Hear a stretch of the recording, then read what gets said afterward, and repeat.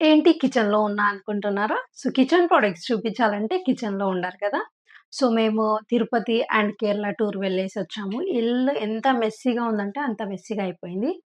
And clothes ఎన్ని use చేస్తున్నా అన్ని క్లాత్స్ వేస్ట్ అయిపోతున్నాయి. సో, అందుకోసమే నేను వికో కంపెనీ నుంచి ఈ రీయూజబుల్ వైప్స్‌నయితే తెప్పించుకున్నాను.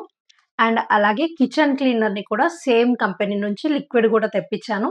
మనం ఈ లిక్విడ్‌ని చిమ్నీ, ఓవెన్, తర్వాత గ్యాస్ స్టవ్ సో, ఇలా మల్టిపుల్ థింగ్స్‌కి మనం రీయూజ్ చేసుకోవచ్చనమాట. చాలా అంటే చాలా బాగా యూజ్ అవుతుంది.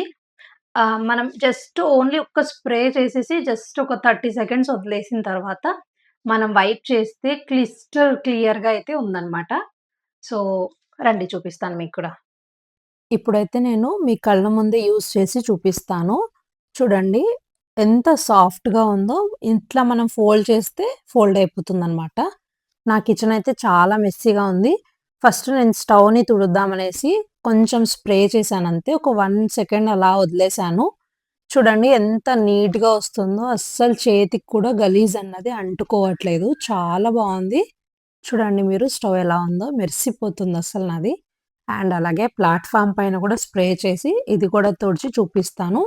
చూడండి డిఫరెన్స్ మీరే చూడొచ్చు. పైన, కింద ఎలా ఉందో. ఖచ్చితంగా మనకి కిచెన్‌లో చాలా యూజ్ అవుతుంది. అందరి దగ్గర ఉండాల్సిన ప్రొడక్ట్ అన్నమాట ఇది.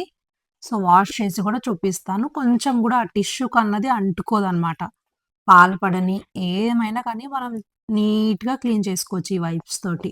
అండ్ మీకు కూడా ఈ ప్రొడక్ట్ డీటెయిల్స్ కావాలి అని అనుకుంటే నాకు కామెంట్స్‌లో లింక్ అని టైప్ చేయండి. నేను ఆటో డీఎం చేస్తాను.